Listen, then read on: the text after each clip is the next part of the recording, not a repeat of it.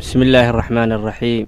موضوع maanta aan ka hadlayno waxaa weeye oo walaalaha qaar ay naga socodsadeen insha allahu tacaala waa farqiga u dhexeeya jacaylka dumarka iyo midka ragga. farqiga waxaa ka mida jacaylka dumarku waa jacayl dhab ah oo run ah, runta markii laga hadlo. haweenaydu jacaylkeeda daacad bay u tahay oo daacad bay ka tahay, run bay ka tahay, awood kasta haysana waa ku bixinaysaa. laakiin ninku waa ka duwan yahay taas. haweenaydu qalbigeeda hal nin mooyaane wax kale ma qaadaan. hadday wax jeclaato hal ninay jeclaataa, 2 iyo 3 toona ma jeclaato. laakiin ninku taa waa ka duwan yahay, waxaa laga yaabaa 2, 3, 4 iyo 5 inuu jeclaado. sidaa darteed baa ilaahay wuxuu u banneeyey ilaa 4 haween inuu guursado, le'anna waa ka duwan tahay maskaxdiisu tan dumarka. laakiin haweenaydu hal nin mooyaane wax kale ma qaado maskaxdeedu. lidaalika hal haweenay aysan 2 nin wada guursan karin hal mar oo sharcigeenu diiday, ama ninku 2 haween baa loo banneeyey, 3, 4 ilaa 4 loo banneeyey. marka haweenaydu mar hadday tiraado waxbaan jecelahay waa ka dhab, ninku doona ha noqdo, mid kula liita, mid kula wax. walidaalika nin reebaadiya wuxuu u imaaday haweenay meel taagan, markaasay u dhawaaqdo tiri kaalay, markaasuu yidhi macaadallah, ilaahay baa kaa magan galay. kadib way iska baxday, wuu dabagalay. gurigoodii markay tagtay ayuu reerkii laadl wuxuu yidhi gabadhaan aabbaheed aawey. markaasaa la yidhi wakaasa. wuxuu yidhi gabadhaan isii. waa wada hadleen, gabadhii waa la siiyey. waagu la aqalgalay wuxuu yidhi maalintii aan halkaasi ku kulmaynay maxaad iigu soo bambaxday? waxay tidhi nin yahow, haweenayda waxay jeclaato iyo waxay rabto ha kula yaabin. qalbiga haweenaydu waa maran yahay, wixii wax ku shubta weeye bay tidhi.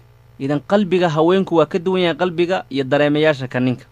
marka farqiga u dhexeeya waxaa ka mid a haweenaydu mar hadday tiraado waxbaan jecelahay 99% waa run.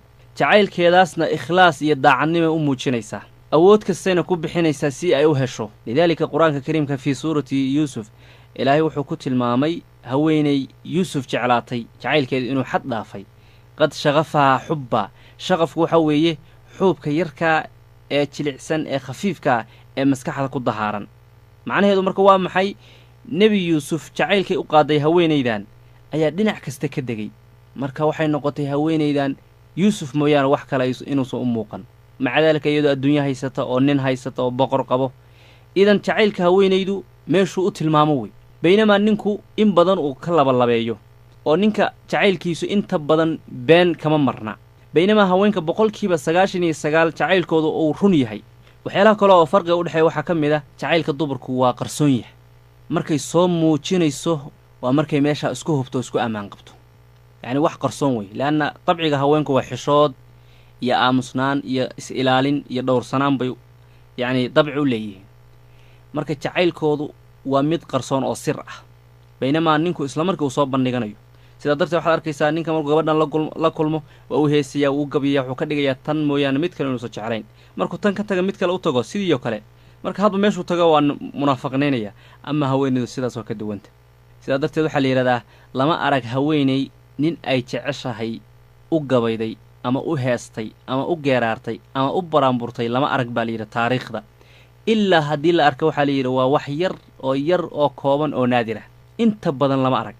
waxaa kaloo layidhi haweenay jacayl dartii la waalatay ama la dhimatay taariikhda waa naadir in la helo.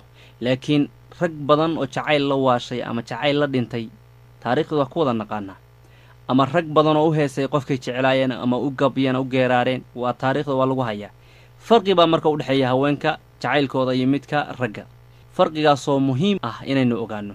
farqigaasna waa siday u kala abuuran yihiin waxyaalo keenaya dabcigooda. marka jacaylka haweenka iyo jacaylka ragga, jacaylka dumarka wuxuu u dhow yahay run. waxyaalaha kale ay ku kala duwan yihiin jacaylka dumarka iyo kan ragga waxaa weeye haweenay mar hadday jeclaato jacaylka iyo ballanta ay qaaday waa oofinaysaa 88% in ka badan. amaa raggu waa ka duwan yihin, inaysa oofin oo aysa ka soo bixin bay u badanta. waaqiceennana waan ka aragnaaba. farqi weyn baa u dhexeeya marka jacaylka dumarka iyo midka ragga. markay haweenaydu wax jeclaato waxay hilmaamaysaa wax kastoo ku hareeraysan oo agteeda yaalla, hadday adduunyo noqoto iyo hadday hadalka dadka noqoto. tusaale oo kale haweenay weyn nin ka yar bay jeclaatay. jacaylkaadaas waddo kasta ay u mari karto oo ay ku heli karto waa samaynaysa. way ka weyn tahay hadalkaa ma fiirinaysa. walidaalika khadiija radiallahu canha ayadoo nebi maxamed da' weyn ka weyn ayay guursatay wiilkaas, leanna way jeclaat. hadalka dadka ma fiirin. xoolaheedii bay siisay leannahaa way jeceshahay. haweenaydu marka jacaylkeeda wax kastooy ku helayso waa bixinaysaa. hadday ballan noqoto, hadday xoolo noqoto, hadday wakhti noqoto, hadday noqoto la hadal iyo maaragtay dareemayaal kale oo ay siiso, haweeneydu waa bixinaysaa. amaa raggu maya, laga yaabo inuu ka doorto qof uu sheeganaya inuu jeclaa xoolo ama dadka hadalkooda iyo waxyaalo la mid a. ninku hadduu jeclaado haweeney ka weyn, rubamaa laga yaaba inuu ka tago isagoo dhahaya yaan lagu dhihin habar buu guursaday. laakiin hadday islaanta weyn jeclaato wiil, way guursanaysaa, wayna raadinaysaa, walow ha la yidhaahdo tii waxay guursatay wiil ka yar. ma fiirinayso hadalka dadka iyo wax kastay sheegaan, jacaylkeedaa kala weyn oofinta ay oofinaysa ballantiisa. idan farqi baa u dhexeeya dumarka iyo ragga jacaylkooda. ragga jacaylkoodu wuxuu u badan yahay irsaaqadu ilaahay bixiyo wey. inuu ninkan ku jeclaado waa irsaaqada ilaahay bixiyo. amaa haweenku saas ma aha. haweenka dabcigooda waxa weeye shaygaan markay ka helaan, leanna haweenku waxay jeceliyaan ammaanta, dhegaysiga, waxyaalaha noocaasa, kaftanka, waqtisiinta, waxyaalahaas laga yaaba inaa kusoo jiidatid. laakiin ninka waxaa laga yaabaa intaasoo iyadoo hadday siiso inay naadir tahay inuu jacayl u qaado. waa adagta, leanna waa wax ilaahay qalbiga geliyo. walidaalika rasuulkeena calayhi salaatu wasalaam wuxuu tilmaamay jacaylkii khadiijo u hayay inuu yahay irsaaqada ilaahay u siiyey, irsaaqadu ilaahay qalbigiisa ku beeray tabaaraka wa tacaala. halkana waxaa nooga soo caddaanaysa qofkii ku yidhaahda waa ku jeclahay, ha canaanan, hana la yaabin, leanna jacaylku waa irsaaqada ilaahay bixiyo oo qalbiga ilaahay ku beero. ninka waxaa laga yaaba mar hadduu wax jeclaado inuu waasho hadduu waayo ama uu wareero. laakiin haweenaydu waa ka duwan tahay. sidaan tilmaannayna ninku laba haweeney waa jeclaan karaa, laakiin haweenaydu hal nin mooyaane wax kale ma jeclaan karto. qalbigeeda hal mid baa qaadi kara. ninku inta badan waxaa laga yaabaa jacaylkiisu inuu soo bandhigo ama si saraaxa u sheego, laakiin haweenaydu jacaylkeedu waa wax qarsoon oo sir ah, taasoo ay keenayso dabcigeeda iyo xishoodka ilaahay ku abuuray. waxyaalaha kale ay ku kala duwan waxaa ka mid ah raggu markay wax jeclaadaan ama gabar uu ninku jeclaado, gabadhii markuu ku guulaysto uu guursado, jacaylkiisa hoos buu u dhacaa. ficiladii iyo hadalkii uu sheegi jiray markay wada sheekaysan jireen uu sheegi jiray inuu jeclaa hoos bay u dhacayaan. laakiin haweenaydu maya. haweenayda mar allaale qofkay jeclay markay guursato jacayl bay sii siyaasataa, hoosoo ma dhacdo. laakiin raggu hoos bay u dhacaan, amaa haweenku koray u socdaan. farqigaasaa u dhexeeya. laakiin ninku markuu jacaylka la waasho ama waali caadiga u qaado, sida qays majnuunu leyla ninkii la odhan jiray iyo wixii la midka ah, markuu jacaylka la waanay waa markuu qofku jeclaa ku guulaysan kari waayo buu jacayl la waashaa ama la dhintaa. amaa haweenaydu waa ka duwanta. hadday ku guulaysan kari weydo qalbigeedu wuu jajabayaa, laakiin muddo kadib waa hilmaamaysaa. walidaalika waxaa la yidhahdaa qays muusan waalan lahayn baa la yidhaha haddii uu heli lahaa gabadhuu jeclaa leyla. gabayada tirada badanna ma tiriyeen. muusan odhan lahayn leyla oo kale qofka naftiisu waa u dilaa. walidaalika sidoo kale cantara. haddaan soomaalideena nimaanana boodhari iyo dad kaloo la mid ah waxaa la yidhahdaa jacayl ba u dhinteen. hadduu qofku jeclaa heli lahaa ma dhinteen ama ma waasheen ama ma xanuunsadeen. baryahan dambena wax dad waashay ayaa la sheegayay oo qofkay jeclaayeen markay haleeli kari waayeen oo waayeen ay waasheen. raggu sidaasay uga duwan yihiin, amaa haweenku taas ma ah. ninku waxaa laga yaabaa jacaylkiisu inuu been ka sheego, laakiin maya haweenayda been kama sheegto jacaylkeeda. ninku markuu wax jeclaado jacaylkiisa waxaa laga yaabaa maslaxa inuu ku fiirsanayo. hadday maal noqoto, gabadha uu jecel yahay xoolo ay haysato, ama jidhkeeda uu quruxsan yahay, ama qabiilkeedii meesha ka soo jeedo uu fiican yahay, ama shaqo ay haysa ay fiican tahay, ninka jacaylkiisa laga yaaba jacaylkaa inuu keeno maslaxa gooniya oo fiirsanaya markaas. amaa haweenayda maya, jacaylkeeda maslaxa kuma dhisato.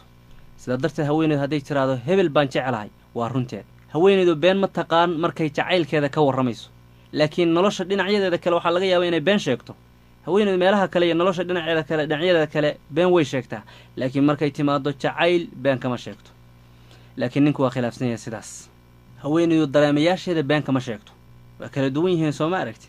walidaalika waxaan leenahay haweenka caqligooda saa rabta ugu ciyaar, laakiin dareemayaashooda ku ciyaari. dareemayaashooda haddii aad ku ciyaartid oo ay dhintaan waa halis. marka waxaa la rabaa dareemayaasha haweenay inaa ilaalisid.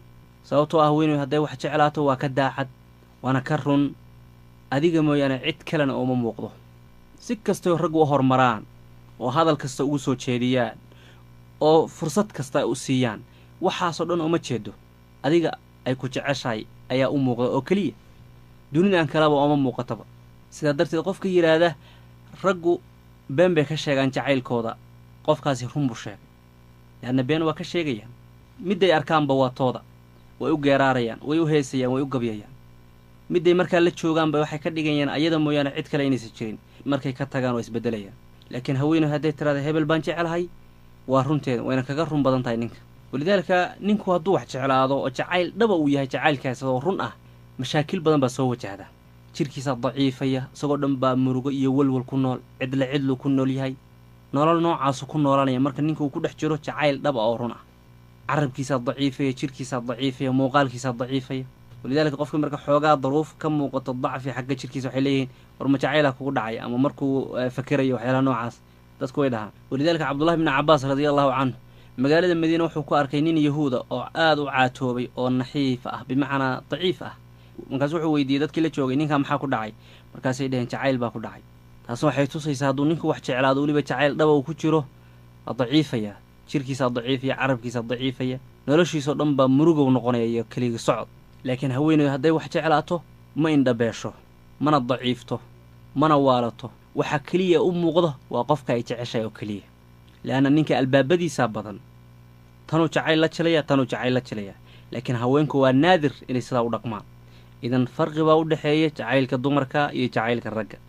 waxyaalaha kala duwan kale waxaa ka mid ah ninku markuu wax jeclaanayo waxaa laga yaabaa inuu jacaylkiisa ku cabiro geeraaro iyo hees iyo gabay waxyaala la midka ah iyo ammaan taasoo u dhow in badan been ama haweenaydu sidaas maaha jacaylkeeda waxay ku cabiraysaa dareemayaasheeda qodobadaas ayaan ku soo koobayaa waxaa u dhexeeya jacaylka dumarka iyo jacaylka ragga aad bay uga warramaan cilmiga bulshada dadka ku caanbaxay arrimahan iyo kuwa la midka ah insha allahu tacaala waxaa kaloo idiisoo gudbin doonaa yaa jacayl badan ragga iyo dumarka ama jacaylku keebuu hor saameeya ma raggu ku hor dhaca mase dumarku ku hor dhacaa insha allahu tacaala waa kelibyo aad iga filan doontaan fii amaanillahi asalaamu calaykum waraxmatullaahi wabarakaatu